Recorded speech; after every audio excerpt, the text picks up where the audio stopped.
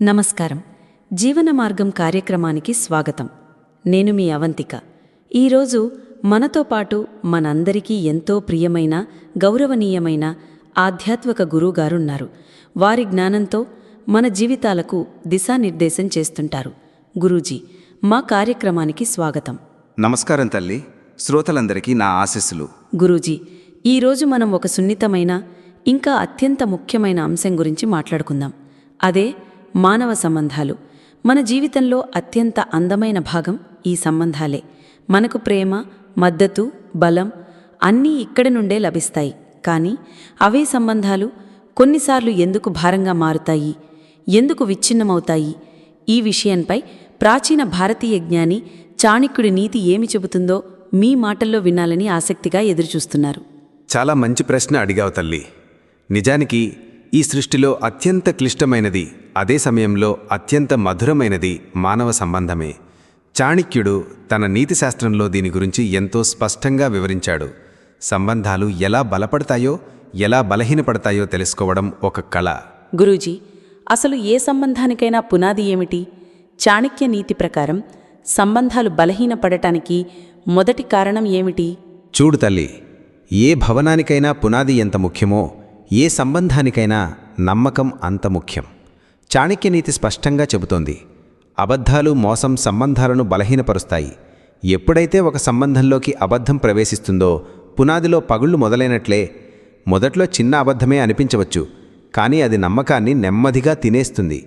మోసం అనేది ఆ పునాదిని పూర్తిగా కూల్చివేస్తుంది. నిజాయితీ, సత్యం అనేవి ఒక సంబంధానికి ప్రాణవాయువు లాంటివి. అవి లేనప్పుడు ఆ బంధం నిలవదు. అంటే కొన్నిసార్లు ఇతరులను బాధ పెట్టకూడదని చిన్న చిన్న అబద్ధాలు ఆడతాం కదా గురూజీ, అది కూడా తప్పే అంటారా? ఇక్కడ ఉద్దేశ్యం ముఖ్యం. కానీ ఒక అబద్ధాన్ని కప్పిపుచ్చడానికి 100 అబద్ధాలు ఆడాల్సి వస్తుంది. దానికంటే ప్రేమతో నేర్పుగా నిజాన్ని చెప్పడం ఉత్తమం. సత్యం మొదట కఠినంగా అనిపించవచ్చు, కానీ దీర్ఘకాలంలో బంధాన్ని పటిష్టం చేస్తుంది. అబద్ధం తాత్కాలికంగా ఉపశమనం ఇచ్చినా శాశ్వతంగా దూరాన్ని పెంచుతుంది. అద్భుతంగా చెప్పారు గురూజీ.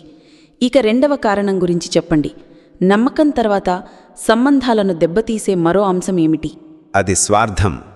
చాణక్యుడు చెప్పినట్లు, ఒక వ్యక్తి కేవలం నేను, నాది, నాకే కావాలి అని ఆలోచించడం మొదలుపెట్టినప్పుడు ఆ సంబంధంలో మనం అనే భావన చనిపోతుంది.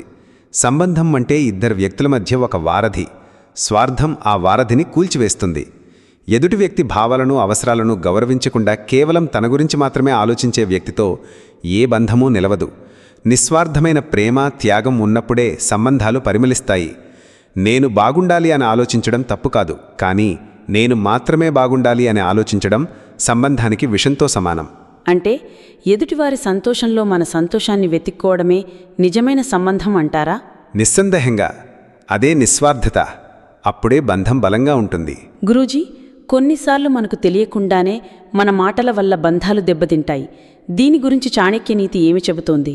చాణక్యనీతి ప్రకారం సంబంధాలను విచ్ఛిన్నం చేసే 3వ ప్రధాన శత్రువు కోపం మరియు కఠినమైన మాటలు. మాటవనేది ఒక పదునైన ఆయుధం లాంటిది. ఒకసారి నోటి నుండి జారితే దాన్ని వెనక్కి తీసుకోలేం. కోపంలో మనం మాట్లాడే మాటలు ఎదుటివారి హృదయాన్ని గాయపరుస్తాయి. శారీరక గాయం మానిపోవచ్చు, కానీ మాటల వల్ల కలిగిన గాయం మనసులో ఎప్పటికీ నిలిచిపోతుంది. అందుకే చాణక్యుడు మధురమైన మాటలే అతిపెద్ద ఆస్తి అని చెప్పాడు. ప్రేమగా, శాంతంగా మాట్లాడే మాట తీరు ఎలాంటి వివాదాన్నైనా పరిష్కరించగలదు. కోపం బంధాలను కాల్చివేసే అగ్నిలాంటిది. నిజమే గురూజీ. కోపంలో అదుపు కూల్పోవడం వల్ల ఎన్నో బంధాలు విడిపోతూ మనం చూస్తూనే ఉన్నాము. దీన్ని ఎలా అదుపులో ఉంచుకోవాలి? దానికి సాధన కావాలి. కోపం వచ్చినప్పుడు మౌనంగా ఉండడం, ఆ ప్రదేశం నుండి దూరంగా వెళ్లడం, దీర్ఘంగా శ్వాస తీసుకోవడం వంటివి పాటించాలి. ముందు మనసును శాంతపరిస్తే మాటలు వాటంతట అవే అదుపులో ఉంటాయి. ఇక తర్వాతి అంశం గురించి చెప్పండి గురూజీ. సంబంధంలో అత్యంత కీలకమైనది మరొకటి ఏమిటి? అది గౌరవం. ప్రేమ కంటే కూడా కొన్నిసార్లు గౌరవం చాలా ముఖ్యమనిపిస్తుంది. చాణక్యనీతి ప్రకారం ప్రతి వ్యక్తి ఆత్మగౌరవాన్ని కోరుకుంటాడు. ఒక సంబంధంలో ఎదుటి వ్యక్తికి ఇచ్చే గౌరవం తగ్గినప్పుడు అక్కడే ప్రేమ, ఆప్యాయత కూడా చనిపోతాయి. అవమానించడం, చిన్నచూపు చూడడం, వారి అభిప్రాయాలకు విలువ ఇవ్వకపోవడం వంటివి సంబంధాన్ని నెమ్మదిగా చంపేస్తాయి. గౌరవం ఉన్నచోటే ప్రేమ నిలుస్తుంది. అది భార్యాభర్తల మధ్య అయినా, తల్లిదండ్రుల పిల్లల మధ్య అయినా, స్నేహితుల మధ్య అయినా సరే, పరస్పర గౌరవం అనేది బంధానికి వెన్నెముక లాంటిది. అంటే ప్రేమను చూపించే మార్గమే గౌరవం అని మనం భావించవచ్చా? ఖచ్చితంగా. నువ్వు ఒక వ్యక్తిని నిజంగా ప్రేమిస్తే వారిని మనస్ఫూర్తిగా గౌరవిస్తావు. గౌరవం లేని ప్రేమ కేవలం ఒక ఆకర్షణ మాత్రమే. ఇక చివరిగా, మనకు తెలియకుండానే మనం చేసే ఏ తప్పు సంబంధాలను దెబ్బతీస్తుంది గురూజీ? చాలా ముఖ్యమైన విషయమిది. అదే మితిమీరిన అపేక్షలు. మనం ఎదుటి వ్యక్తి నుండి ఎక్కువ అపేక్షలు పెట్టుకున్నప్పుడు, అవి నెరవేరినప్పుడు తీవ్రమైన నిరాశకు లోనవుతాం.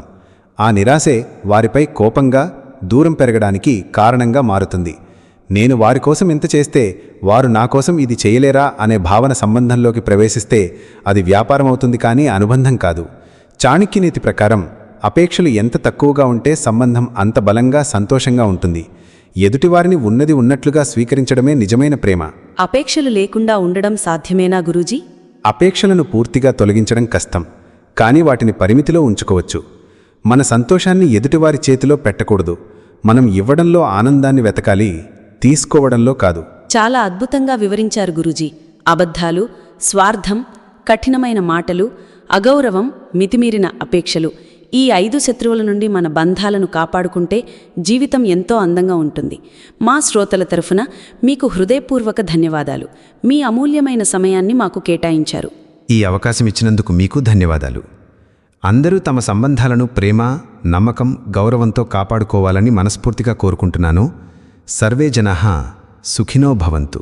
చూశారుగా, మానవ సంబంధాల విలువను, వాటిని కాపాడుకోవాల్సిన మార్గాలను గురూజీ గారు చాణక్య నీతి ద్వారా ఎంత చక్కగా వివరించారు. ఈ విషయాలను పాటిస్తూ మన జీవితంలోని బంధాలను మరింత బలోపేతం చేసుకుందాం. మరో ఆసక్తికరమైన అంశంతో మళ్ళీ కలుద్దాం. అంతవరకు సెలవు. నేను మీ అవంతిక.